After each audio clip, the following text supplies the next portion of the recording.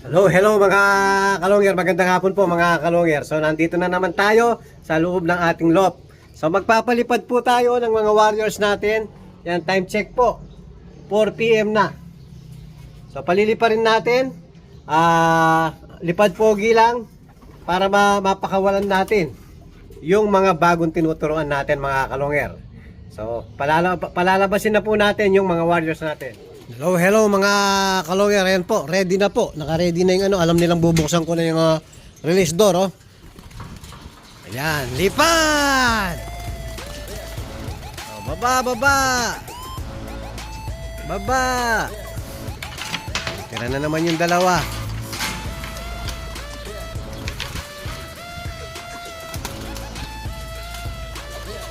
Yun, lipad!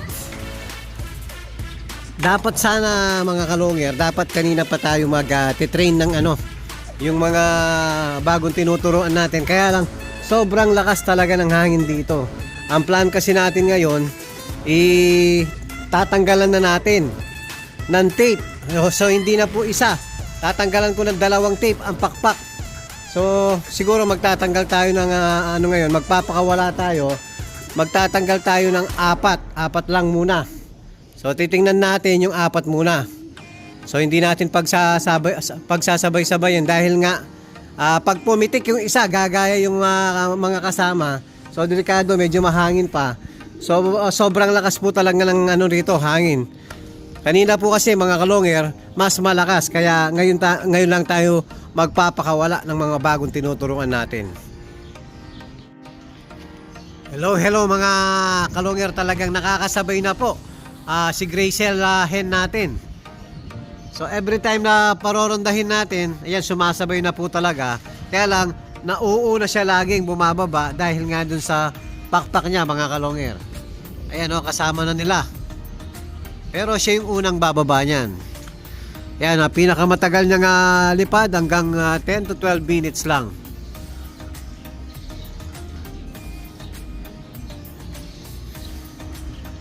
Yan, naka 7 minutes pa lang sila. Ayan, mukhang bababa na siya.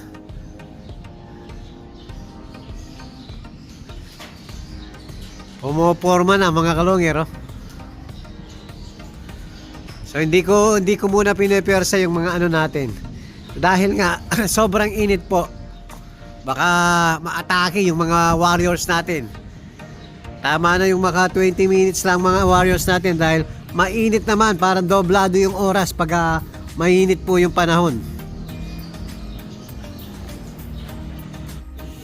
Hello mga kalongyer, ayan po, dumapo na si Gracel. Ayan, sakto, 11 minutes. So parang naka-timer si Gracel. Oh, ayun po, yung pakpak niya pa rin.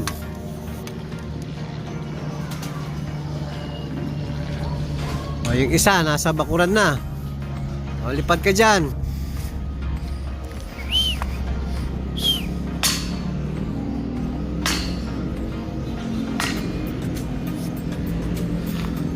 Ayaw umalis. So dito muna tayo tatambay para medyo magtagal pa ng konti yung natin. Naka 13 minutes pa lang to. Hello mga kalongyer, yan. Halos mamatay sa pagod yung mga warriors natin. Naka 20 minutes lang na naman ulit.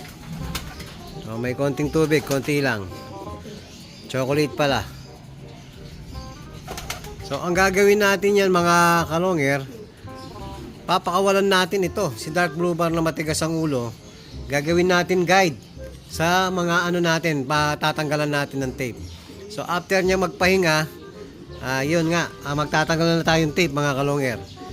Uunahin natin na papakawalan to para siya yung magbababa akyat sa sa may swimming pool mga kalongyer. Siya yung gagawin natin guide. O, pahinga ka na para mapakawalan na natin yung 4 or 5 ang papakawalan natin mga kalongyer. O, inom ka na para pakawalan na kita. Hello mga kalongyer po. Hinuli na po natin si Dark Blue Bar. So papakawalan natin uli kahit kapapasok lang. Yun, gagawin natin guide mga kalongyer. So ito po, Palalabasin ko na mga kalongger. Diyan ka muna sa labas.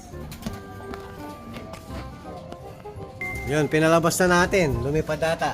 Check natin. Ayun. Nasa taas na po mga kalongger. Yan po ang stand niyan. Laging dyan. So yan ang magandang gawin guide. O tapos, uhuli muna tayo. Magtatanggal muna tayo ng tape. Hello mga kalongger. Yan po. Nanghuli na po tayo. At ito naka-tape. Yan mga kalongger ha. Dalawang pakpak. So tatanggalan na po natin ng tape. Ito po mga kalongger. So dalawang tape na. Bahala na si Batman. Walang pipitik ha. Bawal pumitik. O yan po. Dalawang tape na tinanggal natin. So mga kalahati po. Tatanggalan na natin ng tape. Kasi 10 to mga kalongger. Yan po. Yan. Wala ng tape mga kalongger.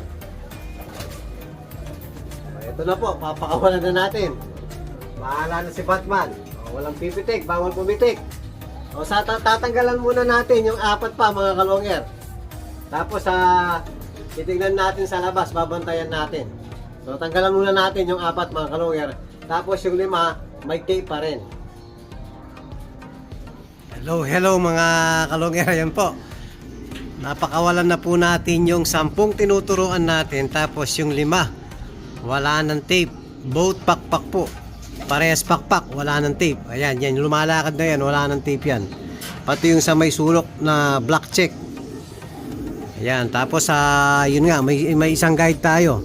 So, magbabantay tayo sa labas, sa may kubo mga kalongger. Tignan natin kung may pipitik o wala. So, dun tayo sa kubo po pesto mga kalongger.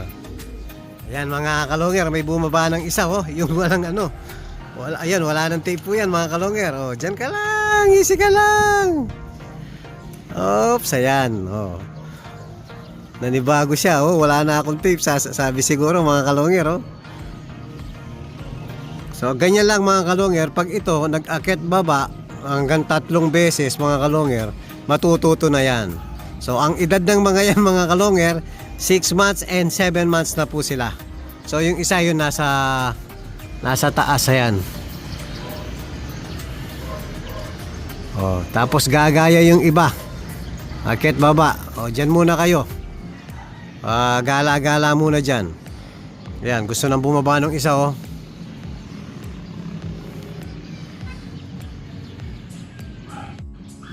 Hello mga kalongger. Ayan, medyo padilim na po. So, very good sila. Walang nag-attempt na lumipad. So, ito yung isa na wala ng tape. Yan, palakad-lakad lang mga kalongger. So, very good. Tapos yung 4, andito. Yung 2, nasa taas. So, kanina pa nandyan mga kalongger. Walang, hindi sila nag-akyat baba. So, ito lang 2 ang bumaba. So, mas maunang matututo itong bumaba na to mga kalongger. So, hindi muna natin pwedeng istikin. Baka biglang pumitik sila. Baka biglang sumibat. So, ihintayin na po natin magdilim bago natin papasukin. Doon sa sa ginawa natin na inihila natin. Doon sa may viewing nila. Ayan, very good po. Sana tuloy-tuloy na lang yung ganyan. Ayan, bumabara ko na yung isa. Very good kayo, Tapos, update natin yung dalawa natin dito. Yung full sibling ni Lady Maasin. Ayan po, yung dating mga nagkabaliling. Tapos yung kapares niya rito, Bernasa de Brent, Cross Japan. So bali, Apuli Batanes to mga kalongger. So abang nagpapagaling sila, yan actually po, magaling na sila. Nag-itlog na. Ayan mga kalongger. Yan, maganda rin ang iaanak nito mga kalongger. Full sibling ni Lady Maasin. Yan, hindi na natin nilalaban dahil nga gagawin na natin breeder. Ayan, tapos sakto binigyan natin ng pugad. May itlog sila ngayon, bali 3 days na po. Hindi ko pa chinek kung fertile yung itlog nila. O sana mag-fertile yung itlog nyo. Ayan full sibling ni Lady Maasin.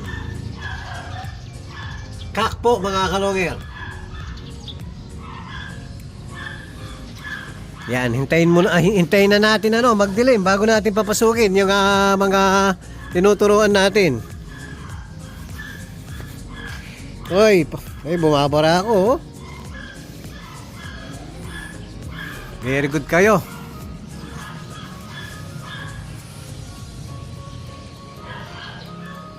Hello mga kalonger. Ayan, napapasok na po natin lahat. Yan, isang pellets lang kay. Okay na yung isang pellets lang. Yan, papakainin na ni Kiyo de Pogi yung mga warriors natin. So, very good po silang lahat. Wala nang may tama sa mata. Okay na po sila lahat. Oh, pasok doon, pasok. Oh, gabi na.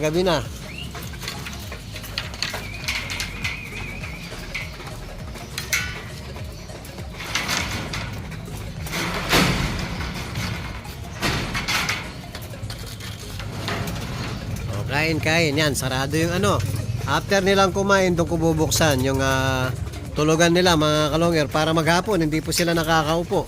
Itlog kasi ng itlog. Yan, mula sinarado natin, nag-stop ng mag-itlog. O, kain.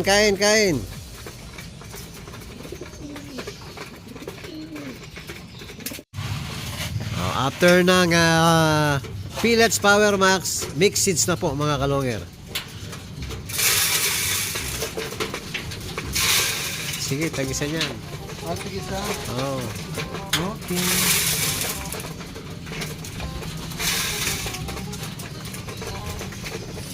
Mas gusto pa rin yung minsan mga kalonger, gusto nila yung pellets. Mas madalas naman, gusto nila yung mixed seeds natin. Ayan, ganado po lahat. Ibig sabihin, healthy na po lahat. Wala nang nararamdaman yung mga natin. Yung iba kasi, nagtatanong bakit kaya yung ibon ko healthy naman na minsan mahina kumain. So madalas po pag may kapares ang ibon, mas gusto niya katabi yung asawa niya kaysa kumain. Oo, in love sa asawa. Gusto nakababad sa asawa. Ayan tulad di Okos naghahabol ng asawa. Lalo na pag paitlog po yung asawa. Hindi kumakain gusto niya na magtabi na sila. Gabi na kasi. Kain. Mamaya na yan. So after kumain dito, yung sa mga bagong tinuturuan natin. So napapasok natin lahat. Walang nawala ngayon. Sana tuloy-tuloy na po. So, next papakainin yung mga tinuturuan natin.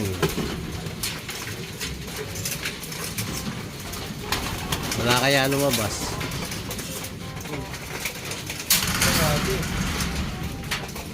Ay. Wala naman.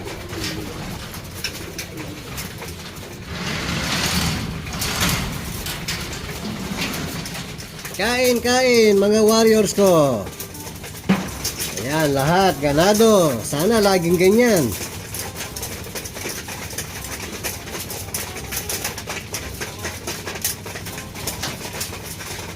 Diet ng konti para pag pinakawalan natin hindi mabigat yung mga katawan nyo. Pag pumatataba kasi yan, tapos sinuruan natin bigla, mawawala lang pag mahihirapan pong makabalik pag matataba ibon natin. Madaling hingalin, madaling mahuli. So dinayet ko. Kaya sakto lang yung katawan ngayon mga kalonger. Sexy na sila ngayon. Yan, panglipad na yung pang ready sa pang ready na para lumipad yung mga warriors natin.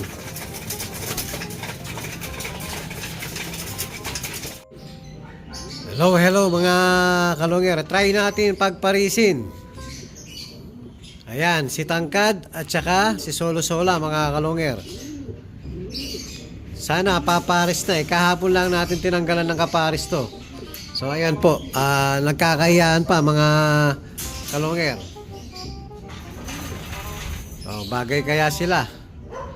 Ayan, parang may ground sa gitna. Ayaw magtabi mga kalonger. Hinahanap pa sigurado yung kapares nito. Si Opal Bar. Ayan, gandang hen, no? Yan, full sibling po ni Solo Solo Javier Clacker. Napakaganda. Yan, parehas din pan-south mga kalonger. Ito, ganda ng speed din ito eh. Di rin bumaba ng 1,000 bago po nawala sa matlog. Yan, pag nagpares kayong dalawa, sigurado maganda yung magiging anak nyo rin.